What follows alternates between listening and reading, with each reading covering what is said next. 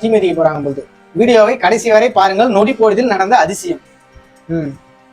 நானும் பாத்துக்கிறேன். குடஞ்சு வரவங்களை விட்டா, சாமி ஆடுறவங்களை விட்டாவே அவங்களே போயிடுவாங்க. அவங்கள சாமி ஆட விடாம அவங்கள புடிச்சு நாசம் பண்ணி அவங்கள ஒரு வழி பண்ணி ஒழுங்கா போறவங்க கூட போயிருப்பாங்க. அவ எதுக்கு ஆத்தா அவருக்கு தண்டனை கொடுத்துரு? ஆத்தா ஒழுங்கா போயிருப்பா.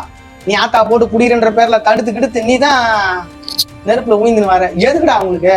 எதுக்கு? சாமி ஆடுறவங்கள விட்டுருங்க. அவங்களே ஆடி அவங்களே அமைதி ஆயிடுவாங்க. லாஸ்ட்ல அந்த சாமி மலையாற மாதிரி மட்டும் கீழே விடுவாங்க. அப்ப பிடிச்சிக்குங்க.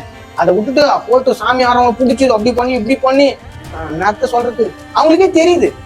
நெருப்பு இருக்குது, நெருப்புல மெரிச்சின்னு போனோம்னா கால் சுட்டுரும். அங்க அடுத்தது ஒரு குழியில பள்ளம் தோண்டி வைங்க, பள்ளத்துல இறங்கினா கால் குளிர்ச்சி ஆயிடும் அப்படின்னு சொல்லிட்டு நெருப்புல இறங்கிட்டு அடுத்தது என்ன பண்ணு, திரும்ப ஒரு நெருப்பு வைக்கணும். ஏன்னா ஆத்தாவோட முழு பற்று இருந்ததுன்னா, ஆத்தாவோட அருள்வாக்கு உண்மை இருந்ததுன்னா, தீக்குழியில புரண்டு அப்படியே படுத்து உருண்டு போனா கூட ஒரு காயம் ஆறாது. ஆனா இவங்களுக்கே தெரியுது பகுத்தறிவுனா என்னன்னு சொல்லிட்டு பண்ணுங்க